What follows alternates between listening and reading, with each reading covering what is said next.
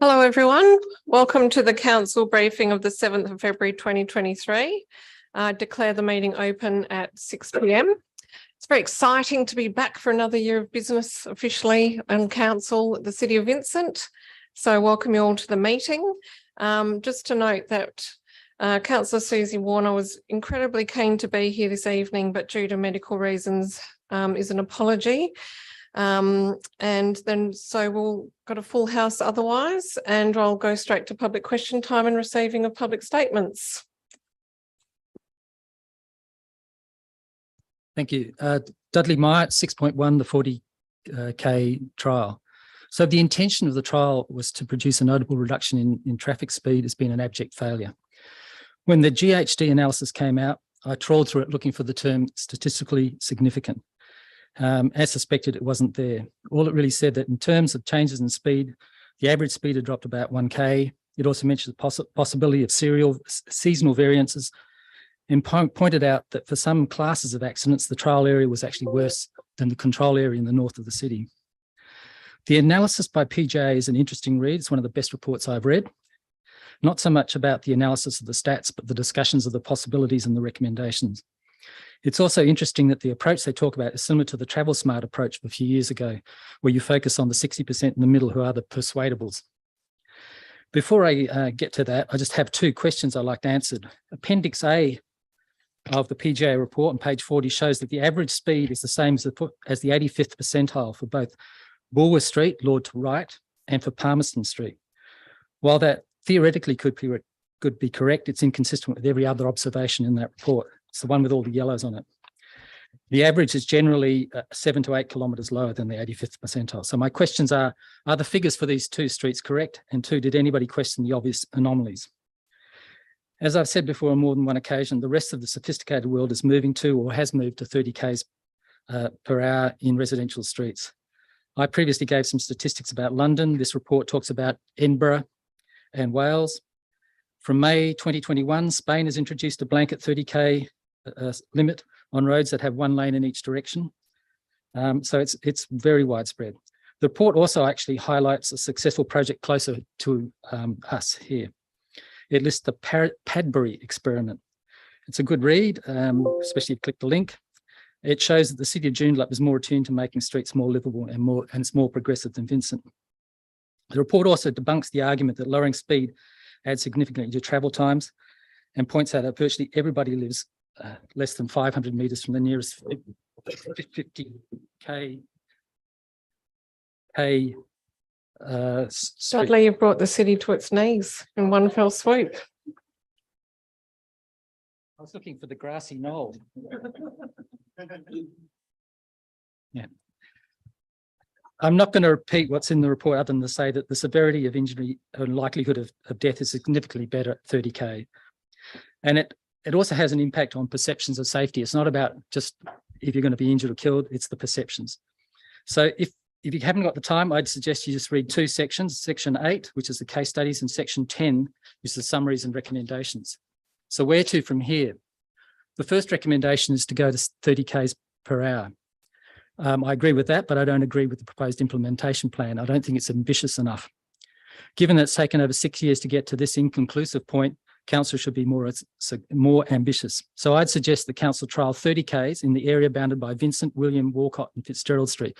So it's around that Norfolk Street Safe Active Street project, which seems to have died in the bum. The staff member who was managing the project seemed to have a good idea about solutions, but unfortunately they've gone. I'd also suggest employing PJA to work on this project because they have obviously a clear understanding of the issues involved. Also, I'd note that the analysis of respondents shows that only 1/3 of respondents were women. If you want to succeed, you have to engage with women in a more meaningful way. They're the key to getting the next generation feeling more comfortable as either pedestrians or cyclists. So the aim should be actually about making it safer and more pleasant rather than just managing perceptions or offering us a placebo. Thank you. Thank you.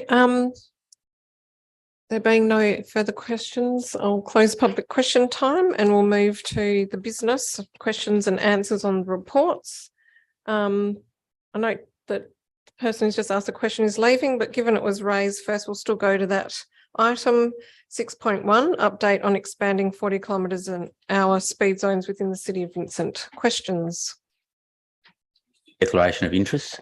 Yes, you're absolutely correct. It has been 2 months since my last council meeting, and I confess I forgot to go to declarations of interest. Thank you, Councillor Apollo.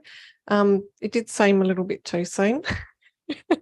So, declarations of interest, please, CEO. Thank you, Mayor Cole. I did receive a declaration of interest from Councillor Warner, but she is not able to attend the meeting tonight. Received declaration of interest from Councillor Apollo. It's a potential financial interest in relation to the potential financial interests. I can explain that. That we were going to categorize it as a financial interest relation to the building rather than a proximity interest, given that that could relate not to having a planning scheme or major development proposal for these two buildings. And I wrote it. Mhm. I haven't looked into it. I probably It's a- happy to go with what I had to disclose, and then Mhm. Do you want to use your microphone, Councillor Apollo, when you're addressing the CEO? sorry. Mhm. Yeah, I'm content. No one came back to me, or I didn't see that because I did send it rather late today. But I haven't looked at that in relation to financial. So at this point, I'd like to disclose the proximity interest. Yep, through the chair. I sent you an email back very late, just to clarify that proximity interest relates only to where we're making a decision on a development proposal or a change to the scheme. The interest that you are seeking to disclose related to the financial statements. Yes. Yep, that's correct. So in that case, the interest to be declared is a financial interest as opposed to a proximity interest. Need some clarity on that because the definition of development under the Local Government Act includes maintenance. It talks about development, but it also includes maintenance of a facility. I got the words here. So I'm happy to reconsider that for the council meeting next week. But at this stage, I don't want to do it on the run. I'd like to disclose the potential proximity interest in relation to the administration building and the childcare centre as submitted. Great. Okay, I'll read it out. Councillor Apollo declared a potential proximity interest in relation to the financial statements, items 7.1, 7.2, items 7.3 and 7.4, which are the monthly authorization of expenditure reports. The interest is to the extent these items include expenditure constituting development, maintenance or management of land or facilities on land relating to the City of Vincent Administration Building and or Leederville Early Childhood Centre at 244 Vincent Street, to the extent that these items are included and recognised during discussion and not identified by administration in advance. Councillor Apollo will declare an actual proximity interest and excuse himself while those aspects are discussed, unless the majority of council is content for Councillor Apollo to remain in the chamber but not participate in such discussion. And I think that requires a vote of council, Mayor, to note that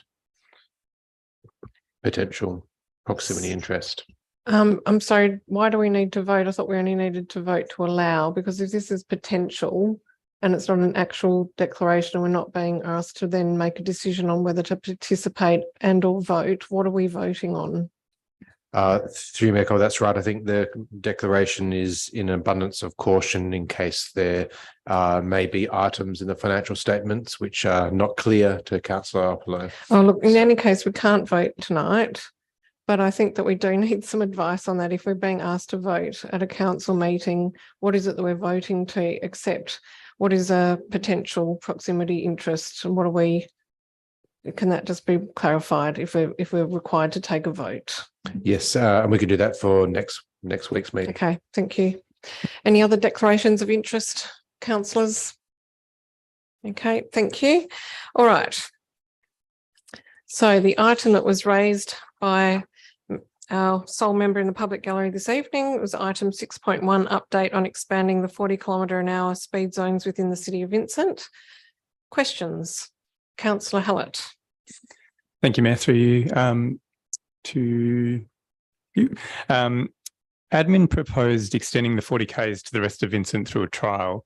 I couldn't see in the evaluator's report the recommendation to do it as a trial. So just wondering if you could provide more detail on why that approach. Through the chair, talking with Main Roads and the group that reviewed the report. So there was like a committee set up, the Road Safety Commission, WALGA. It was discussed on how best the next steps to take, and Main Roads weren't overly supportive of making that area permanent right away. So one of the proposals during that meeting was to have a trial area, and it was sort of agreed through that committee that we would propose the trial area. Did Main Roads have reasons for that? Because they felt that it was so different and would have different data to the trial we did. Through the chair, Main Roads basically want all local roads traffic count before reducing the speed. So they would want the physical environment to, I suppose, make the road user or driver drive to them conditions. Obviously, the City of Vincent's view would be to reduce the speed first, and then if it warranted any traffic calming, we could do that at a later stage. Another concern with Main Roads was the cost of doing the speed reduction as a permanent feature, and the operational cost and maintaining signs, etc. So that's probably their two main concerns during talking to them through that committee.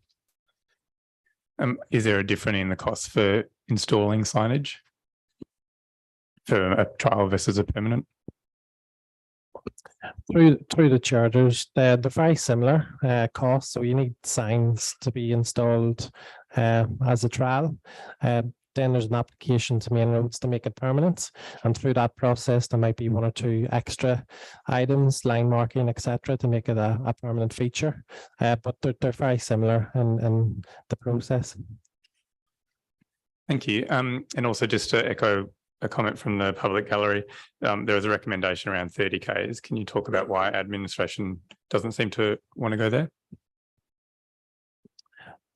Through the chair, I suppose it's a step process, and through the committee with Main Roads, the Road Safety Commission, we did talk about aspirations of having a 30km/h speed limit. We just feel that through the step process, from a default 50 to a 40 to a 30, it's more systematic than going straight from a 50 to a 30. But it's something that we would keep working with Main Roads to strive to achieve the 30km/h. Do you envisage that there would be efficiencies in going straight to 30? Through the chair, there would be advantages of going straight to 30, but the disadvantages would be, I suppose, when you go through a stepped approach, you get, you go through your trials, you get the data, and you make informed decisions. And I suppose it's more a systematic approach to go from 50 to 40 to 30. And I know Main Roads didn't speak favourably going straight to 30. It's probably a stepped approach just to bring Main Roads on the journey as well through the road safety perspective. Thank you. Councillor Loden.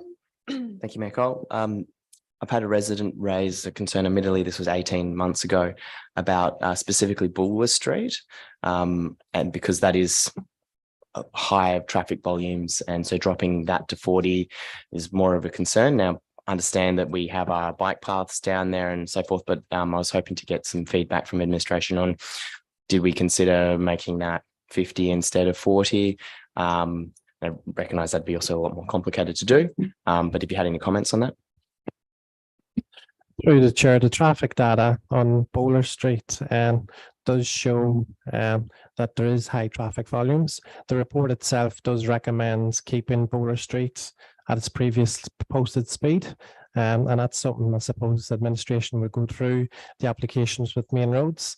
My opinion would be that Bowler Street may stay the same speed it was previously. And so by the same speed, you mean going increasing the speed limit or leaving it at 40 kilometers an hour. Through the chair, it'd be back up to what it was previously. Councillors, Councillor Gonchevsky. Sorry, this just is a follow-on from Councillor Hallett's questions in relation to cost. So in the financial budget implications, it talks to the estimated costs of up to 75K for the permanent change in the section that's had the trial, and then the expanded. So but the recommendation at this point in time doesn't, I don't believe, talk to any financial costs. So is when will, I guess, that be part of a council decision or through the budget process, or how does that work? So through the chair, there has been some costings put into the briefing notes. I believe there was something like 330,000 for the trial itself. And that's just based on previous costs on previous trial that we did, and just working out the square kilometre cost to that effect. So that's where the costs would be based off. It does need to be confirmed with Main Roads. Yeah, there'd be fluctuations in the cost, and Main Roads do install the signs and do the line marking themselves. So that cost would need to be agreed with Main Roads and funded from the City of Vincent. And is it, if this recommendation was to proceed, in what financial year would you envisage those costs to be incurred by the city, and do they currently sit within the forward financial planning? Through the chair, the costs for the trial, I don't believe sits within the long-term financial plan. We would need to go through a process with Main Roads, so an application with Main Roads. If Main Roads approve the trial, then we would go through the normal budget process and bid for some budget to make it happen, I suppose.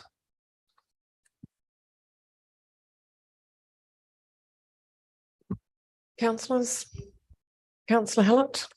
Thank you, through you, Mayor. Could I just get some advice as to whether it would be an amendment or a alternate to change to 30 Ks and not a trial?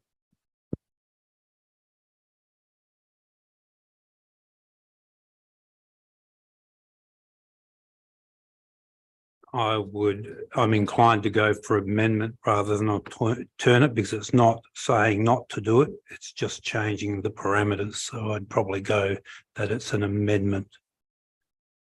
An alternate would likely say that it not proceed. Could I just ask a question though? If we're going to go down that path, I think we would need a bit more information, because if that effectively means it's not going to be supported by Main Roads, who ultimately has to approve the trial, it could effectively have an impact more than simply an amendment.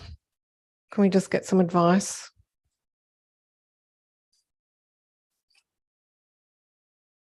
In the briefing notes is fine. Sorry, I'm just trying to think of the impact. The likelihood of proceeding with a 40 kilometre hour trial, as in the recommendation, I think Main Roads has indicated that it would be amenable to that. I suspect if we approach them with a 40 kilometre hour permanent, they'd be less likely to be amenable to that. And I suspect if we went with a 30 kilometre trial, it would be next down on the list and of their preference. And I would say that 30 kilometres an hour as a permanent change would be the least likely for Main Roads to consider.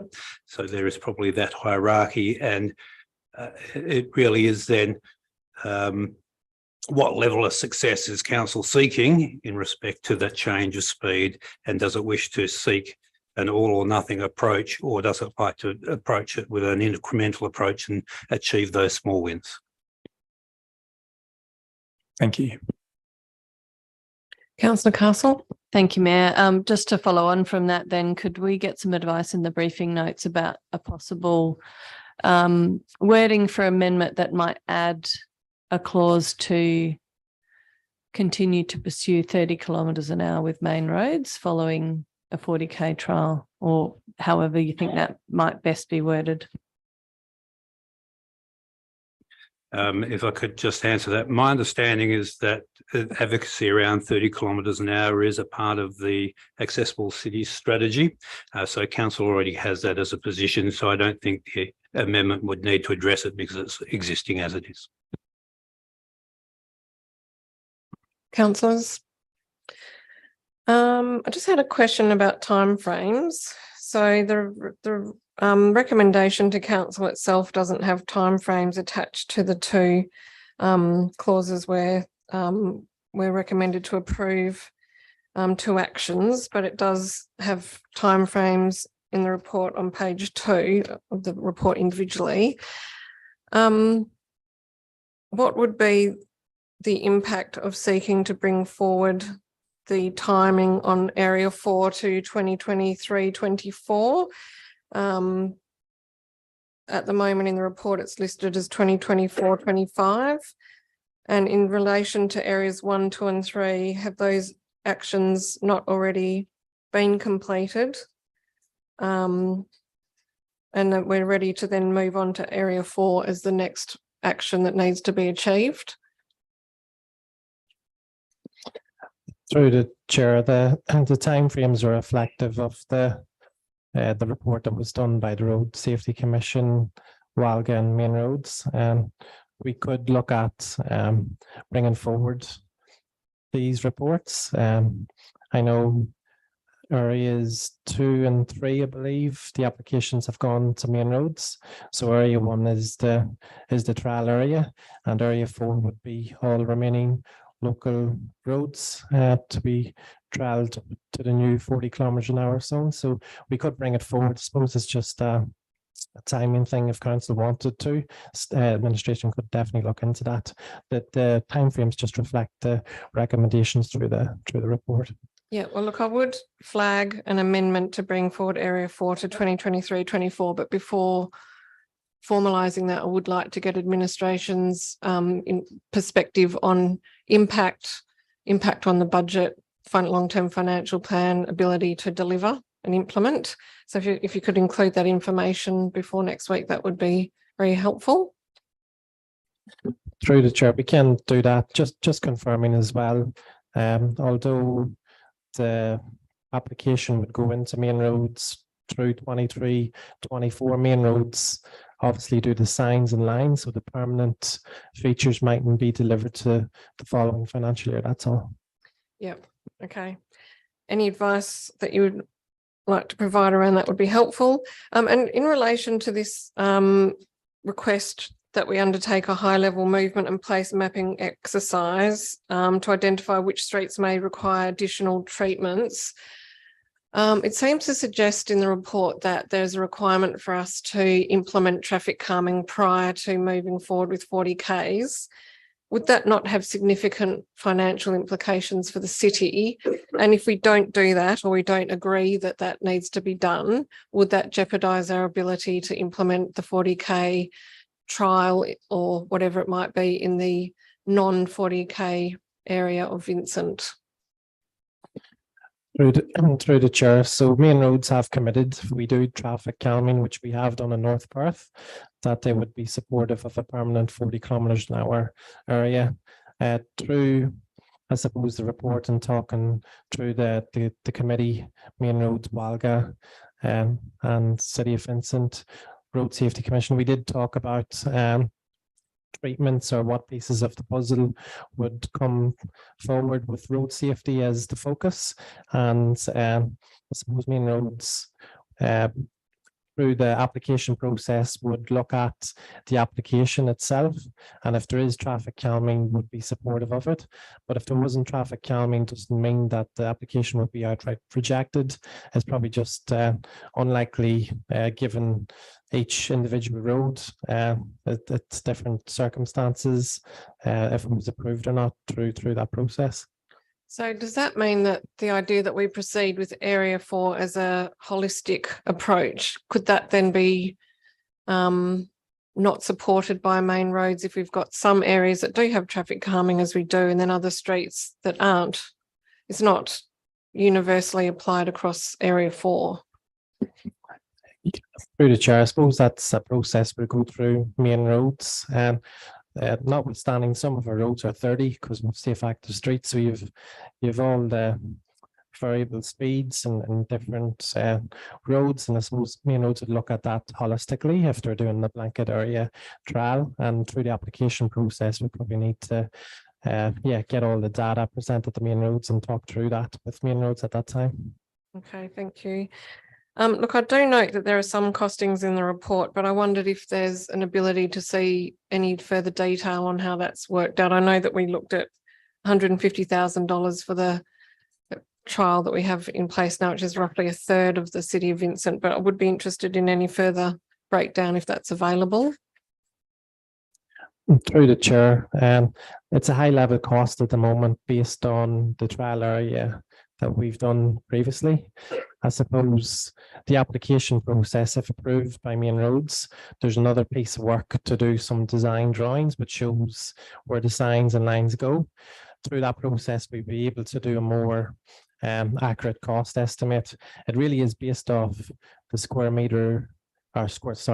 kilometer rates, going off the $150,000 budget previously allocated to the trial area.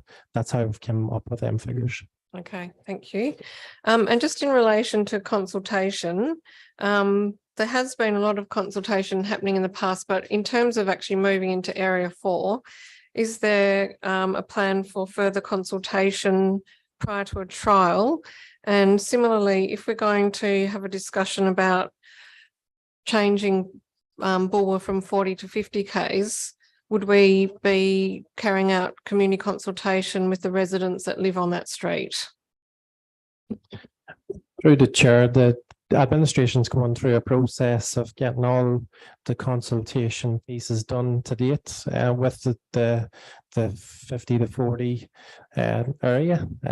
So we'd be looking to, I suppose, reviewing what's been previously consulted on, and then moving forward, adding in these new areas and giving feedback to the community on outcomes of previous trials and the way forward. Okay, could that perhaps be added to the consultation advertising section in terms of what's planned in that regard? Through the chair, yes, we can do that. Okay, and also thank you very much for all of those answers. Just there was a question from Dudley Meyer in relation to some of the traffic data figures, and I believe that was in relation to Bulwer Street, Fitzgerald to Palmerston, and Palmerston, Myrtle to Randall. I think the question was, and if I'm incorrect, apologies, that the speeds are the same from December 18 to June 21, and has that been checked? Through the chair, we generally have traffic counters out with a contractor or with our internal traffic counters that we have with the city, and the speeds are the data, the information is recorded through that device. I can certainly cross-check the information, but I would be quite confident that whatever's provided within that report is accurate, but I can do it instantly checking that. That's no issues. Okay, thank you. Councillors, any further questions? Councillor Alexander. On page 9 of 248, 1.2, it talks that City of Vincent allocated in the 2016-17 budget 150,000, the installation of 40K signposts, etc., which included a 50% contribution by main roads. And now it's indicating, they've indicated they'll not provide their 75,000.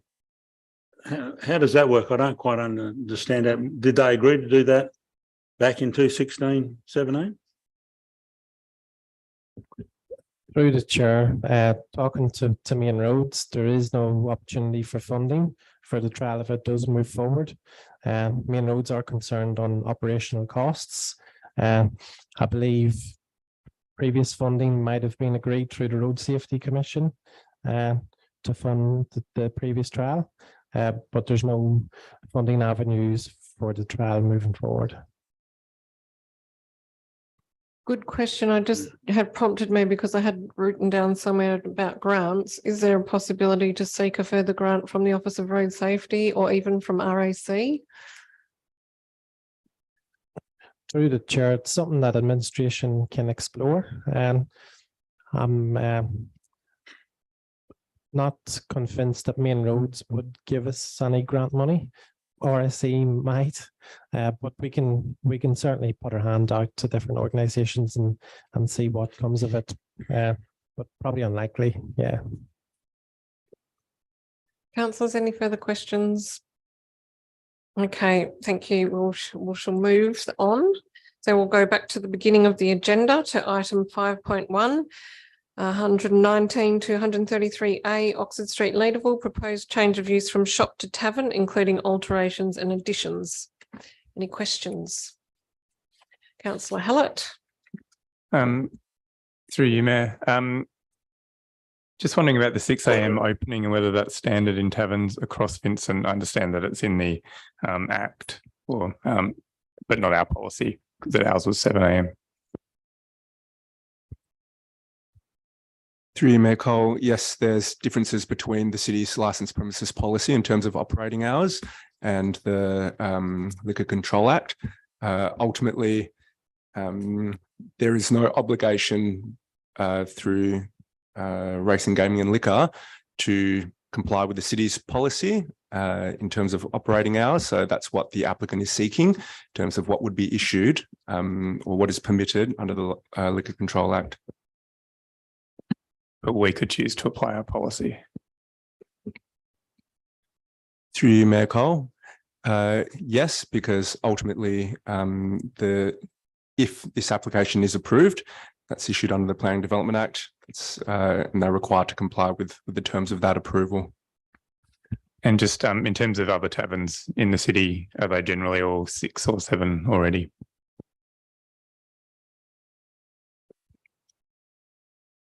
Through you, Mayor Cole, I can confirm in the briefing notes if you want a snapshot of taverns across the city. In terms of operating hours within this area, we didn't look exclusively at taverns, but in the officer report, we've flagged other food and beverage venues that do open as early as 6 a.m.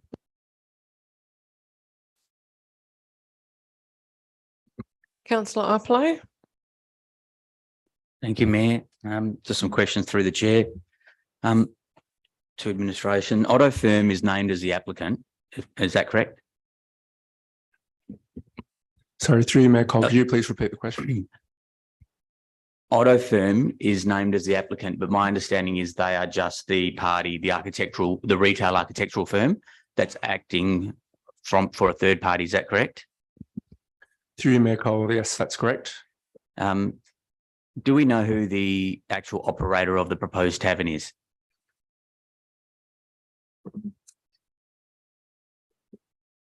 Through you, Mayor Cole, no, aside from the name of the premises. Okay, so I guess where I'm going with this, my next question is, who will we bestowing the rights and obligations of this? Because there are certain conditions in this DA that talk about ongoing trading, but the applicant is some architectural firm who's temporary, presumably engaged by the third party. So I want to know where do the rights and obligations for all those conditional or conditions, who do they rest with? Through you, Mayor Cole, ultimately, the terms of the approval rest with the operator and also the landowner. Now, it's not required for the operator to be listed as the applicant. The applicant in this case is undertaking or facilitating the works of the premises to enable this use and operation.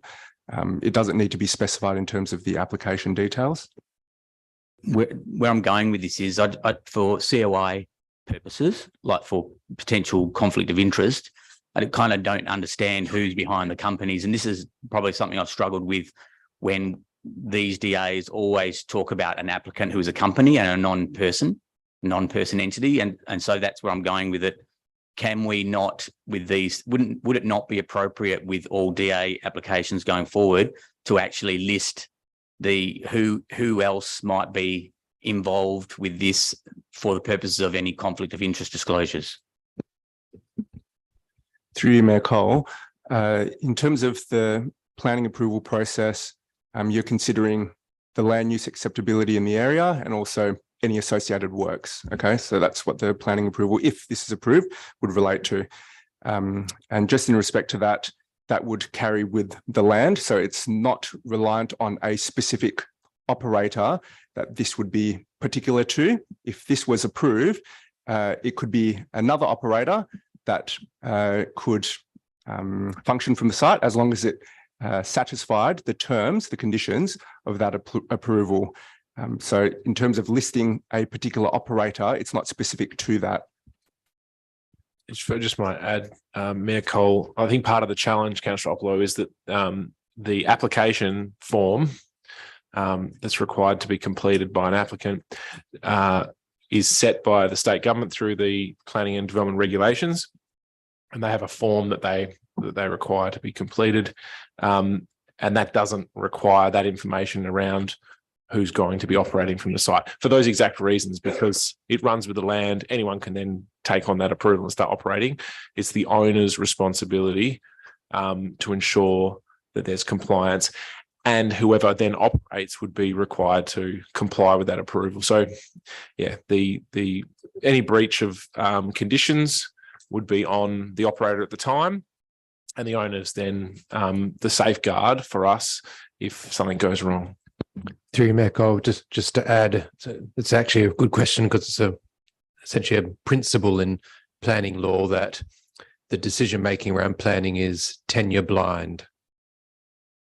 And it's not personal. It's not personally attached to a person. It's about the land use itself, which transfers between owners.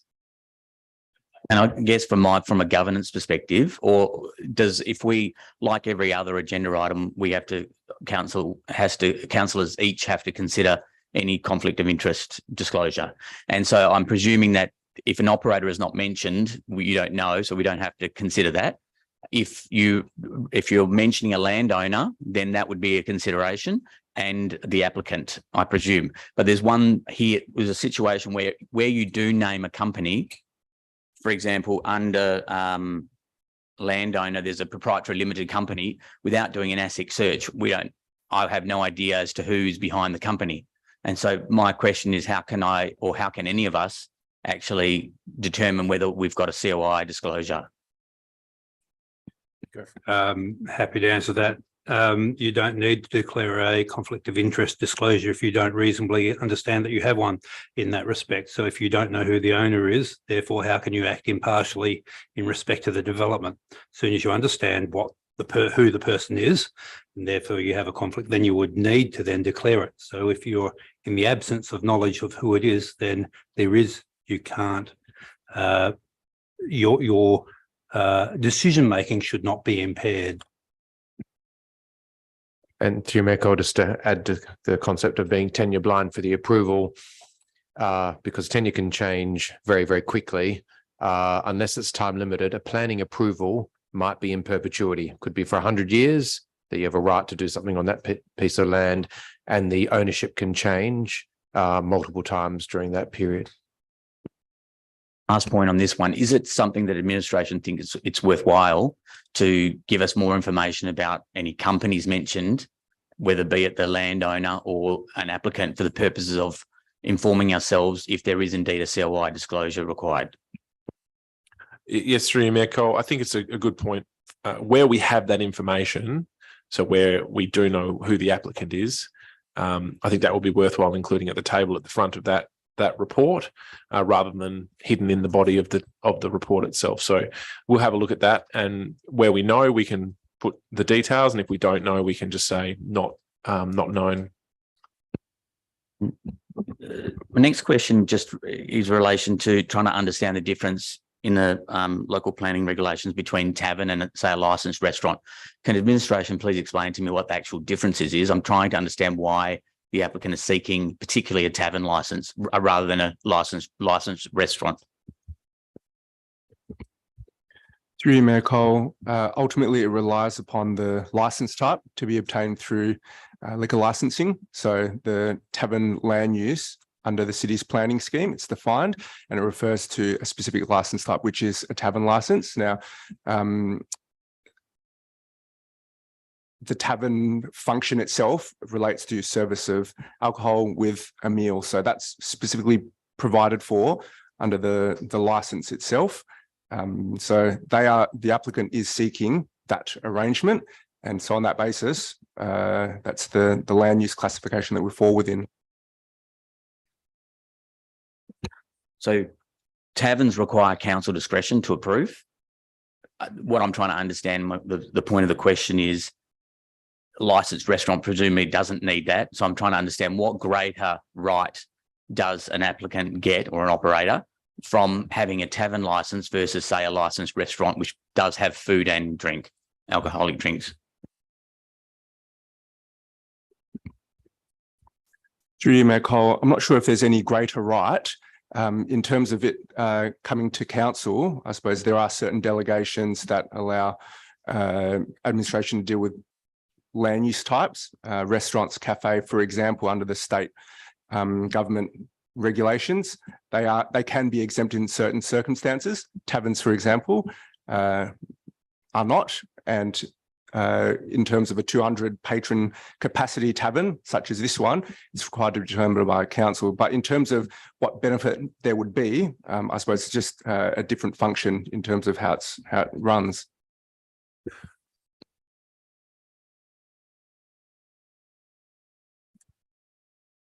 And also under a tavern use, you are allowed to sell packaged liquor, not that they're necessarily planning to do so. That's often why that is a difference. It used to be the case that there were rules around if you had a restaurant, you had to have tables, etc. That's all kind of been relaxed, but the uses remain. And it's usually that council is approving a well, not anymore, but when we used to approve a restaurant use, that was it. And then liquor license would deal with the actual issuing of liquor licenses. So it did used to be quite distinct, probably less so these days. Yeah, and through you, Mayor Coff, I just might add, the reason why tavern is something that council sees is because it can do all of those things. And so it was considered by council at that time that because a tavern can be quite a large, multi-faceted liquor outlet, that council should see all of those. I think the challenge has been lately that because of the definitions, some of these small scale premises are defined as tavern, which is quite unfortunate. And it was something we'll have to look at through the delegations to see if we can avoid essentially restaurants and small bars that are just over the capacity or just a slight difference aren't coming to council when there's no issues. Just some questions around the acoustics report. Is it correct that the city's own policy requires the acoustic report to be prepared by a qualified person, yet the preparer who prepared this for the applicant was not qualified? Through you, Mayor Cole, yes, that's correct. That's covered in the officer report. The city's acoustic or sound attenuation policy does say that it should be prepared. So when the city's health services team states that it's satisfied the acoustics report can be relied upon, what technical expertise is that opinion based? Through you, Mayor Cole, ultimately the city's sound attenuation policy sets out matters to be considered, and in this health officer's review of those matters, satisfied that it would be, or that has been addressed. In terms of their particular expertise in dealing with these matters, I know that they undertake regular acoustic measurements on site in terms of compliance and noise concerns. But if you want a more thorough response, I can liaise with my colleagues. I'm just, I guess, you know, if we have that that know-how and technical expertise in house, I guess the question is why have a policy? Like, why require a policy that says the applicant needs to have a qualified person to do this acoustics report? So why have the policy, or why is there an exception to this case? Yeah, through you, Mayor Cole. So we do have the expertise in house. So our EHOs are qualified. We would not like to be undertaking those assessments on behalf of applicants. That's their responsibility. In this case, we've received an application, we've reviewed it, and the officers came to the view that it was that the assumptions and that the assessment was appropriate, despite the fact that the consultant didn't have the necessary qualifications. So rather than go back to them and require them just to tick a box, we've allowed it in this case. We certainly wouldn't encourage that. And if there are issues with the acoustics and the city receives complaints about this and the fact that it disregarded its own policy, what would administration consider it appropriate to add some type of indemnity from the applicant to mitigate any risk to the city from actions from affected parties or to regulate compliance and remedy? So through you, Mayor Cole, the city needs to ensure that it's being reasonable and responsible in its assessment. As long as we've done that, then the risk for this, for the city being held liable for some issue with the acoustic report is very low. Council's policies aren't legislation, black and white legislation that needs to be followed every single time. If the assessment and council's consideration of the proposal is reasonable, then there's not going to be a high risk that the city is going to be held liable for some issue with this acoustic report. So yeah, we're satisfied that the acoustic report's appropriate. Any issues ultimately with noise from the venue would be dealt with through the normal processes. The applicant still needs to comply with the noise regulations in any instance. So that the risk around this is around issues associated with noise are very low to the city, that is. Last question. In relation to car parking bays, we're asked to be exercise our discretion to have, instead of 32 bays, just 4 car parking bays. Is administration placing reliance on existing car parking available in determining this recommendation? Part A. I'm assuming it's yes. Through you, Mayor Cole, the city's own policy around parking requirements requires consideration of public car parking available. Yep. And what happens if the car parking availability reduces in the future? For example, sale of leadable car parks. Is it appropriate to place any provision on the ability to operate this tavern if parking opportunities in the immediate area change? Through you, Mayor Cole, my answer would be, in short, no, it wouldn't be. You're making a decision based on the existing planning framework. Planning framework includes that policy that requires you to consider car parking availability, and that's been demonstrated in the officer's report, and there's adequate and available car parking, but in addition to that, alternate modes of transport and the site being well located.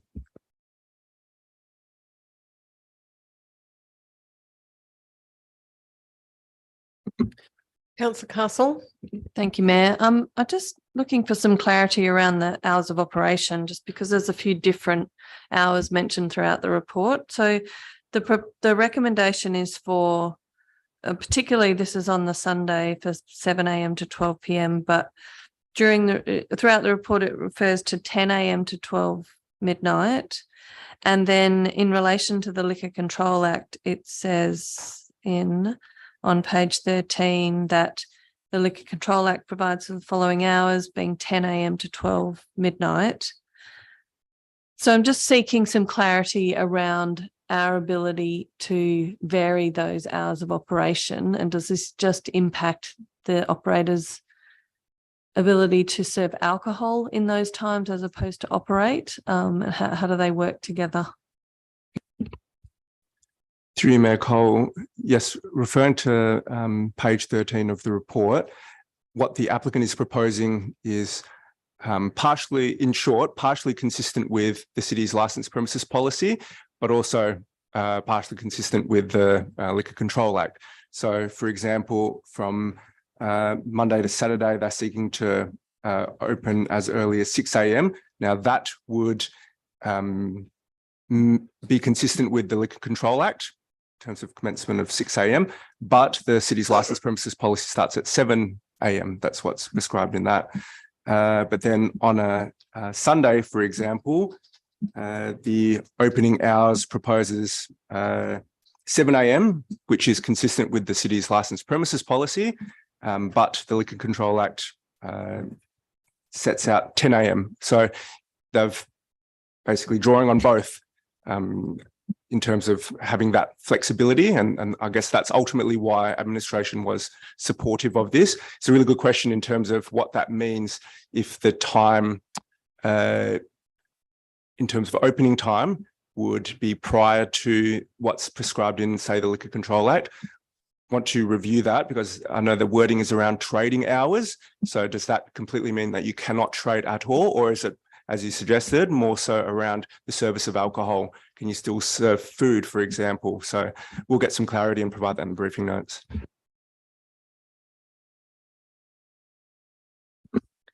Councillor Wallace. Thanks, Michael. So I have another question on opening hours as well. Condition 2.3 says the tavern will have the following hours of operation unless otherwise approved by RGL, but doesn't mention any kind of review by the city.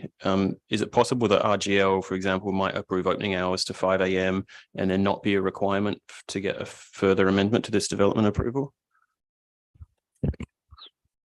Through you, Mayor Cole, that's what the development approval condition, as proposed, would allow. Again, back to my point around flexibility and the appropriateness in the administration's view of a tavern operating in this location. How would you feel about an amendment to include to amend that condition requiring any change to those hours to come back to council as well?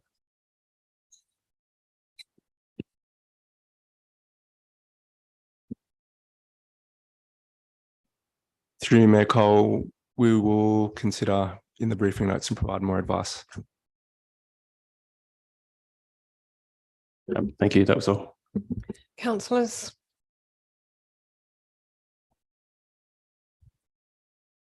Manager, I just had a question about the I know it hasn't gone to the design review panel. It does seem a very simple changes to the front, but I'm just wondering if this is sufficient to be confident that it's going to be a quality finish given the prime location of the site and how visible this frontage is from many angles in Leederville.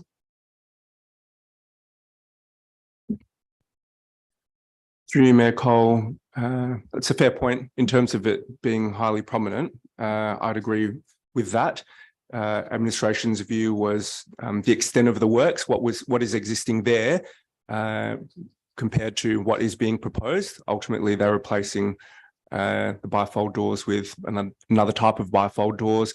Having a look at the streetscape as it is, materiality is not that, or it wouldn't be that different to what is being proposed. So from that perspective, administration was comfortable that a design review panel input was not required in this instance.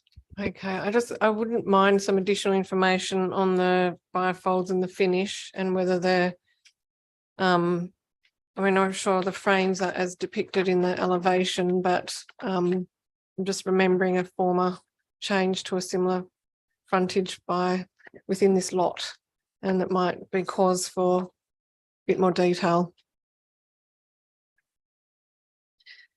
I also had a question about the numbers. This is a pretty large venue. It says in the report that front of house will be 340 square metres for 200 people.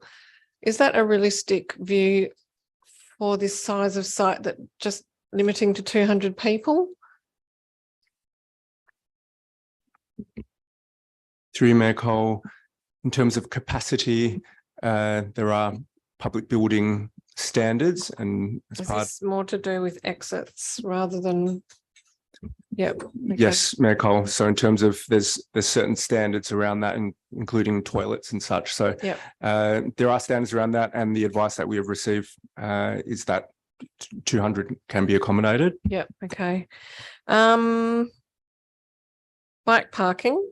noting that it's conditioned for 2 long-term bays and it does rely on the city provided bike parking. Are we confident that that bike parking is I know it's, you know, a bar, but has any of our town our place planners observed whether that parking for bikes is available and free, or if is there any need to supplement for the short-term bike parking? Because this is providing 2 long-term bike bays for staff, but doesn't have any provision of short-term bike bays, but is reliant upon the public realm bike bays provided by the city. Through you, Mayor Cole, yes, that's accurate. In terms of place planners, in terms of surveying that strip, in terms of occupancy of the short-term bays, no, that hasn't been undertaken. The assessment is purely based on the quantity available along that stretch. Perhaps we can consider further and provide some advice in the briefing note. I had thought that potentially they could provide some bike parking at the rear in their car park area, but that might not be the safest place to leave a bike. It might be, so that might be a consideration as well. It might be safer to leave it on Oxford Street. Yes, to you, Mayor Cole. In terms of the primary entrance, that would be to Oxford Street, so it wouldn't seem that user-friendly or functional for the short-term bays to be located to the rear, given that there's 2 long-term bays for staff that would be provided that might be from that entry to the rear. Okay, thank you. Any other questions on 5.1? Okay, thanks everyone. Thank you, Manager. Okay, 5.2, 192 Sterling Street, Perth, proposed fee paying car park. This is a retrospective approval and amendment to approved. Any questions? Councillor Wallace? Thank you, Mayor Cole. It was just about the landscaping. I saw there was a comment in there that it's a compliance issue that the site isn't currently being maintained with respect to the approved landscaping plan. I think that landscaping plan was probably from some time ago. I was just wondering if any assessment had been done of that against our current built form policies around car park landscaping. Through you, Mayor Cole. Yes, that landscaping plan was prepared as a condition of the previous approval and was considered and accepted. So consistent with the terms of the planning approval. Since then, there are no changes being proposed as part of this in terms of physical works or a new building and such. So that is outside the scope of what they're seeking here. Just to be very clear, they have a car park approval, and through that car park approval from 2012, they had certain terms and they fulfilled all of those. So it's not open to council to reconsider the landscaping aspect. So no assessment has been undertaken in terms of whether that landscaping plan that has been previously approved is or is not consistent with the current policy framework relating to landscape. Okay. I don't have any more questions now, but I might read the report again and send you an email during the week if that's all right. Thanks. Compliance action, though, that is open to the city. Any other questions? Councillor Opolo? Thank you, Mayor. What was the council's original rationale in 2012 to require a condition that the fee-paying car park had to revert to operating as a non-fee paying car park after 5 years?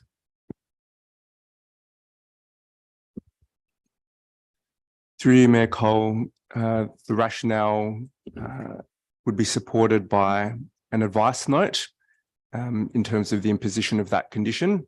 And that advice note refers to a particular, they refer to as a law. It's a clause in the then policy around parking and access, which basically set out that the city does not support the use of vacant land or buildings for parking purposes unless it was for occasional parking. So there was a policy setting at that time, and that was the city's view around the use of vacant land for parking purposes. That advice note related to the imposition of that condition. Since then, that policy setting has changed. It's been amended. That particular law or clause has been removed as well. So currently, based on the existing policy framework, there is nothing that contemplates vacant land being used for parking purposes. Did that policy position change after May 17 when their original 5-year period was up? Through you, Mayor Cole, I'll take that on notice and confirm.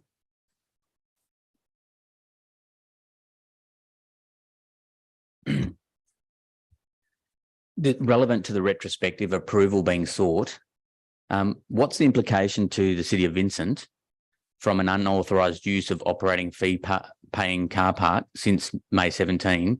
For example, would we have collected lower rates? Would we have missed out on anything from the fact that they were operating in an unauthorised manner for which they were originally permitted to use that land? Yes, through Mayor Cole. In short, no, we haven't. We've rated in the same way, and I'm not aware that we would have lost anything else as a result of that. And just to dot the I's and cross the T's, did we do any enforcement policy from 2017 until now in relation to the unauthorised use?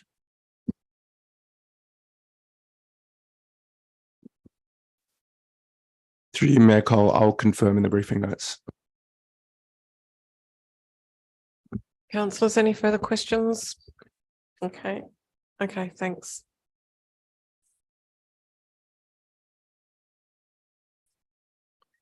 I just want to ask why administration is recommending retrospective approval.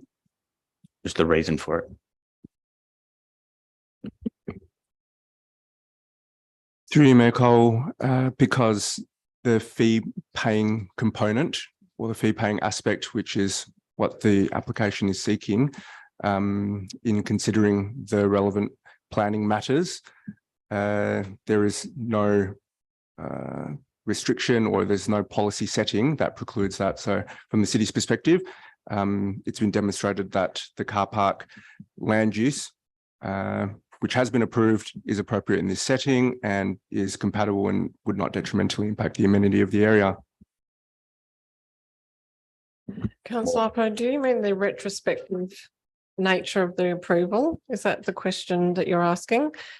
When something has been operating outside of an approval and an application is lodged, it becomes a retrospective approval. It's not to say we condone everything that you've done in the past. It's simply to characterise the application to say this is retrospective because it's operating as it is applying for. So it's not to say we're giving you the thumbs up because you've been operating without approval for all this time. It's simply characterising the nature of this application.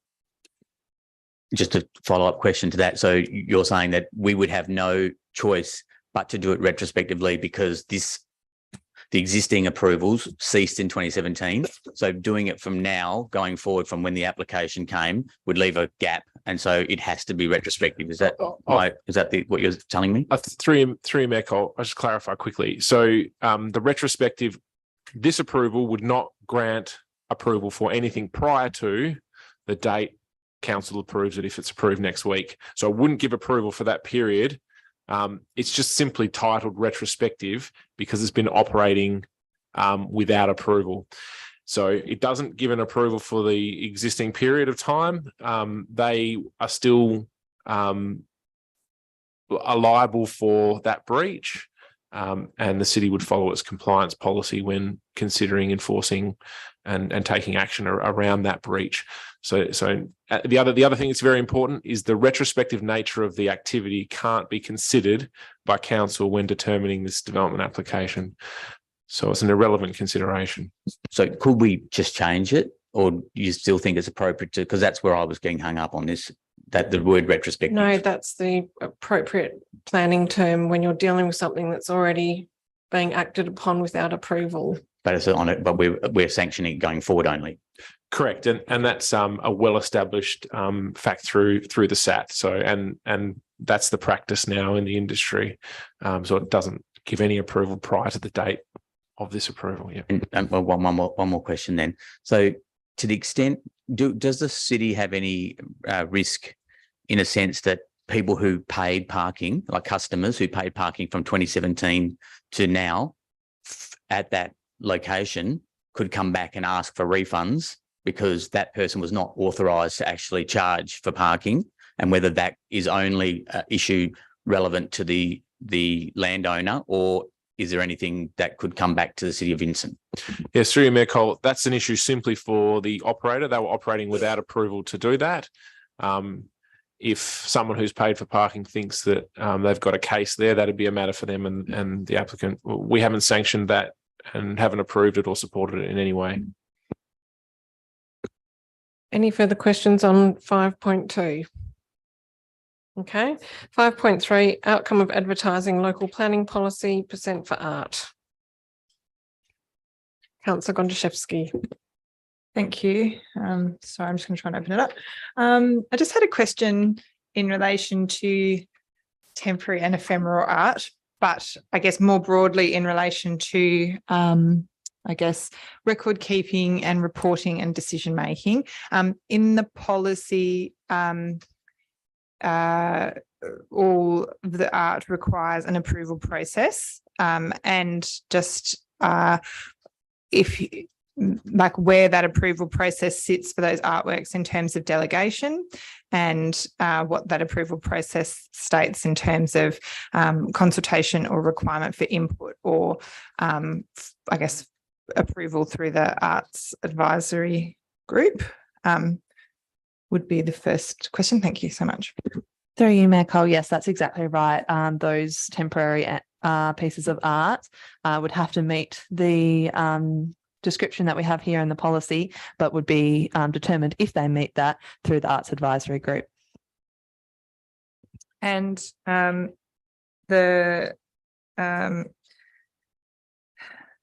and so if you could just remind me, so that I guess would be something that would be covered through if they're the approvers, that's the that's already covered, or will be covered, is covered through the delegation schedule? How is that sort of, I guess, authority to approve those artworks given to that group?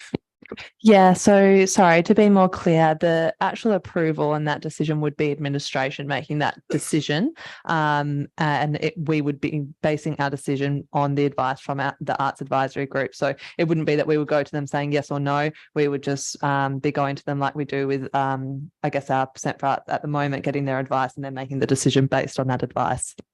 Okay. And I guess I have just a question in relation to sort of like temporary and ephemeral art, in relation to difference to that other types of artwork we predominantly see funded under % for art, whilst public art is generally of something of a temporary nature. It's not as temporary as temporary artwork. So how does the city intend to capture or record or, this art for the purpose of reporting or, I guess, local history? Through you, Mayor Cole, that's a really good question. They would have an application that would detail all of the details of that piece of artwork. So we would have all of the details of what was planned for that art piece.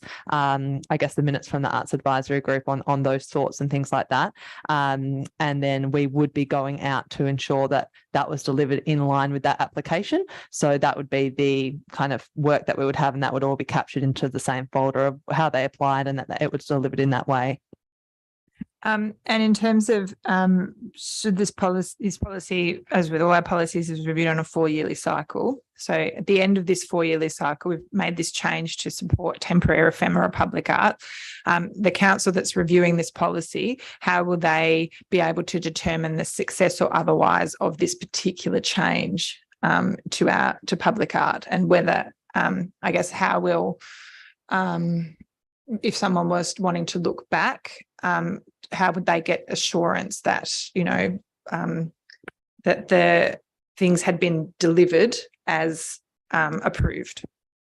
Through you, Mayor Cole, that would be the first part of the policy review. So the first part of when we review a policy is looking at all of these elements and looking back at how the policy is being delivered and how it's being worked on. And we would be looking at how those specific pieces of work, one, has it been taken up? Two, when it has been taken up, how effective has it been? And that would be, I guess, form our basis for our recommendation. And then, of course, we would go out to community consultation to see if they had experienced any of this and their thoughts on that as well. I guess just the rationale for the question relates to, obviously, with actual physical public art, there's an asset and a maintenance, and it kind of is recorded and sits within a particular piece, where the ephemeral public art that wouldn't be considered to be an asset. I guess I'm wondering how the city intends to capture that, or where, for example, in this policy, you could put some words that potentially provided that direction that there was to be some form of capturing of temporary and ephemeral arts for the purpose of, XYZ. Through you, Mayor Cole, I'm quite confident that the application process and then the evaluation of that application would capture that, and we would have that documented so that if it was a different council and a different administration, they would have that documented to say, here are the ones that have been, happened, where have they happened, when have they happened, that could happen as part of an event, and how did that happen. I would even see that there would be photos of that, depending on what that temporary art is.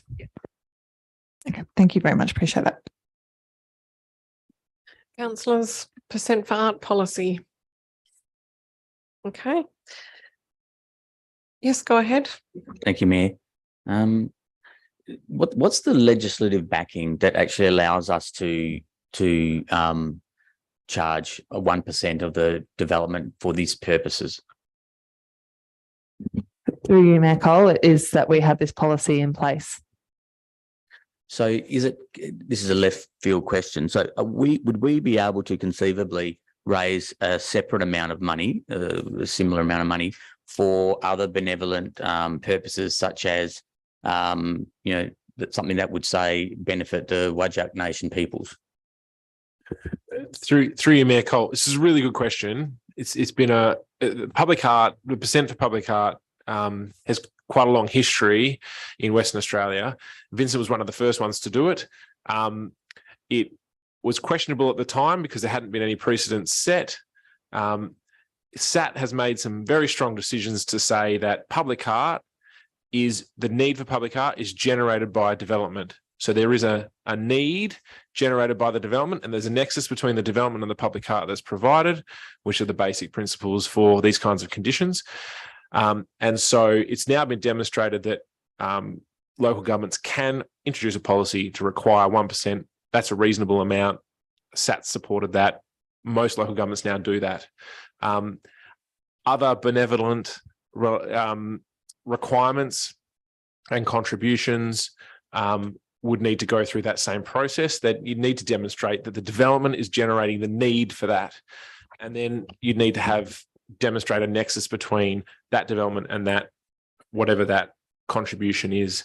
I think it's very unlikely that the SAT would support another type of proposal like this, especially because the state government has very clear policies around developer contributions, which in short require a contribution plan or the development incentive provisions like we have in the Leederville Town Centre to be followed. So I think it's unlikely. Maybe my final question on that is, maybe we could consider it a bit further, because we talk about the lands of the Whadjuk people, and if we talk about development and the lands being on the lands of the Whadjuk people, I wonder if anyone's tested that, and whether that's something we would want to pursue to give further support to, more than these. So this is more an opinion, but if you can just give some more consideration to whether that argument could be one that could be run. Yes, Sri Meko, we can certainly look into that and have some further discussions about it going forward. Councillors, any further questions on 5.3? Okay, thank you very much. We've dealt with our infrastructure and environment item, so we'll move to community and business services.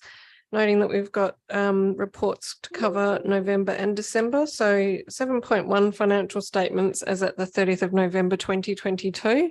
Any questions? Councillor Apollo? Thank you, Mayor. Just two.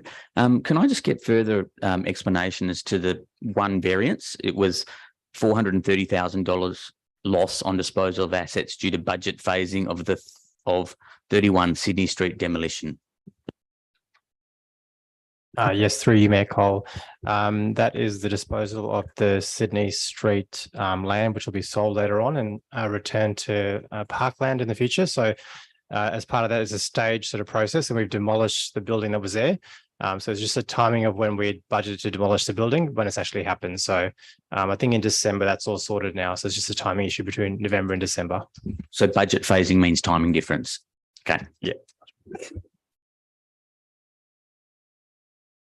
And this last question on this item, which it talks about the surplus, the opening surplus of 7.18 million compared to the adopted budget of 5.6. Is this the same issue that was raised at the AGM by Dudley Meyer about the level of opening surplus, and therefore when we have an opening surplus, we might have been overrating in the past, but this is something that we get to use anyway going forward and reduces the expenditure for the following year. So it's just a timing issue.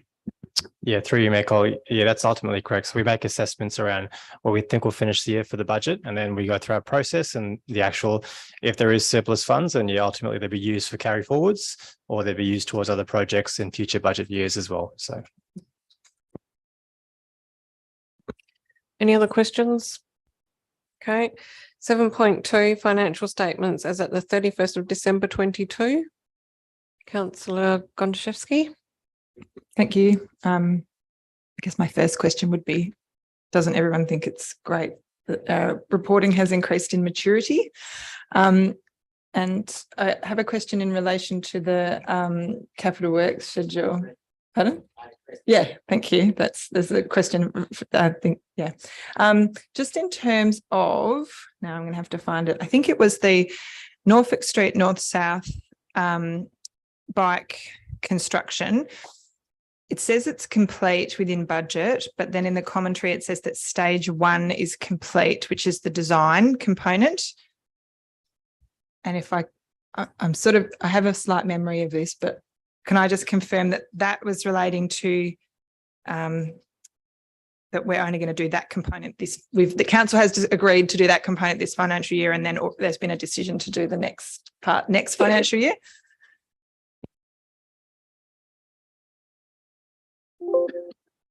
Through the chair, funding from DOT this year was concluded on the Norfolk Street project, and next year we have put in an application for $150,000 of project funds, which will be 50% funded by the DOT. We get word next week if that's successful.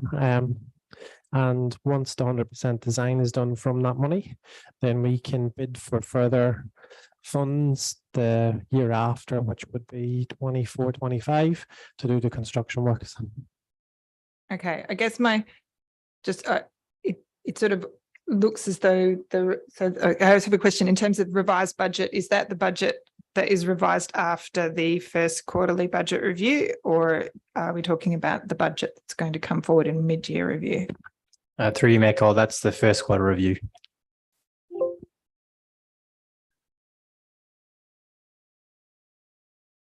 I think that's all I have at the moment. I'm going to try and find my questions. Councillors, I can fill the gap if need be. Yes, I wanted to compliment you on the new reporting style. It's excellent. So much nicer to read in this format. I did just want to ask about the Beatty Park change rooms that are behind. It says that they're at detailed design. I'm just wondering when we're actually going to get to procurement phase with that. I believe we're very close to going to procurement at the moment. I understand that the consultants engaged have prepared the documentation. I think it's ready to go out to get a market test to see whether we can procure on that current scope. Are you hopeful that we'll be able to deliver the current scope within the budget with the changing market conditions? Or you just need to test it and see what happens? The latter, need to Okay. test it and see what happens. Okay. Also, just in some of the investing activities, purchase of property, plant and equipment, is that primarily coming down to the fleet? And is the fleet due to the fact that cars aren't available, or is it something more than that? Through you, Mayor Cole, which page is that on? So I'm looking at two things. I'm looking at the nature and type expenditure just in terms of investing activities. And that is on, so I printed it out, so that's not very useful to you. It's note 1, statement of financial activity by nature or type. And then I'm also looking at note 4, capital work schedule, which is showing that the fleet purchases across the board for quite a lot of the vehicles are behind. Mayor, I can address that. Yes, we are behind. Lead-in times for light fleet for procurement and availability is heading to 12 months, if not more. Getting in respect to heavy plant, generally starting to see the same. Anecdotally, I believe that the market's starting to change, that manufacturers have been able to escalate what they're doing, and we may start seeing quite a few ships bringing in vehicles at the moment. But in essence, for us to successfully procure a vehicle, we need to submit a purchase order the year before it's due to be formally paid for. Right. That's the Well, lead that in seems at to the moment. work in our favour then if we have to plan ahead so much, does it not? We are certainly, as in the I&E team, working towards getting ourselves on the front foot in that space. Okay. Thank you. Yes, Susan, Councillor Gontaszewski, your questions? Thank you. This is just in relation to the CapEx projects that are deferred. Can you just, are these the 11 projects that are deferred, are they deferred as in that they've like they've come to council through the first quarter review, or are some of them still to come in mid-year review as well?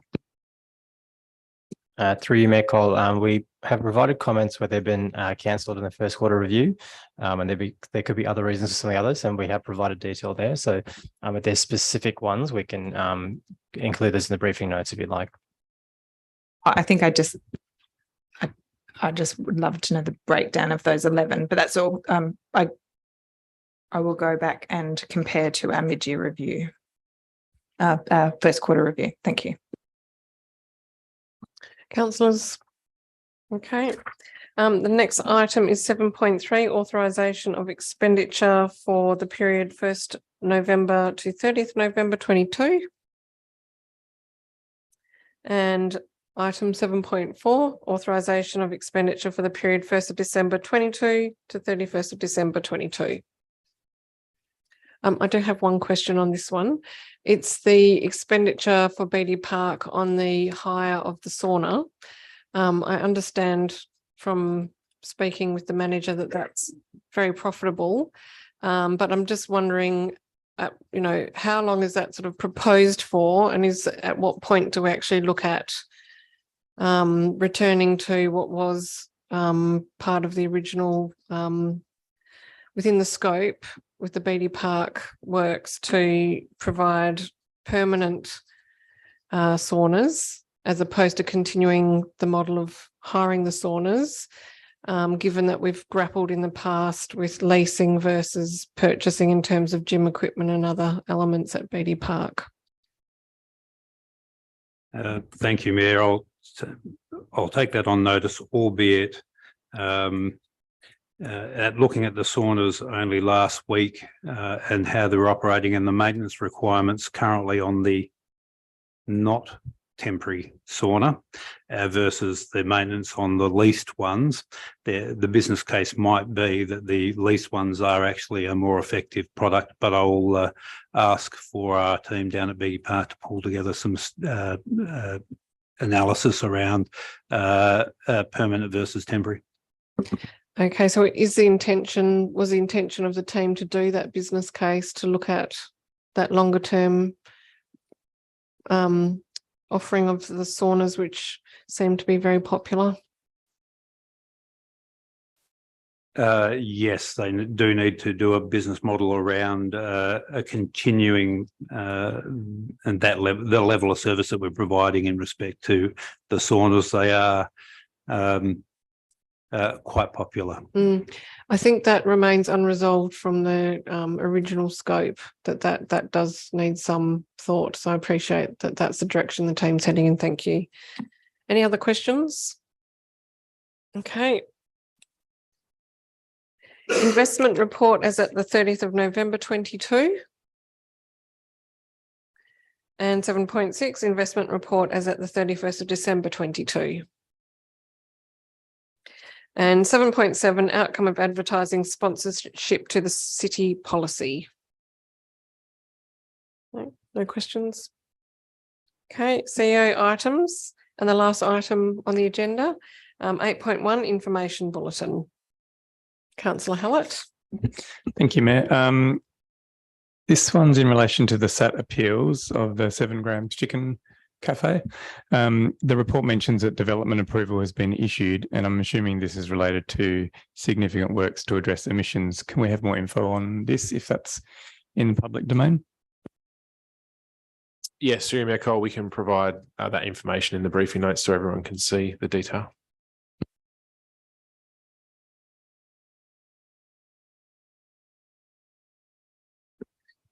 Questions, councillors? Okay, thank you very much, everyone. Then that was our last item to ask questions on this evening. So I will declare the meeting closed at 7:28, and thank you all for your attendance this evening. Thank you.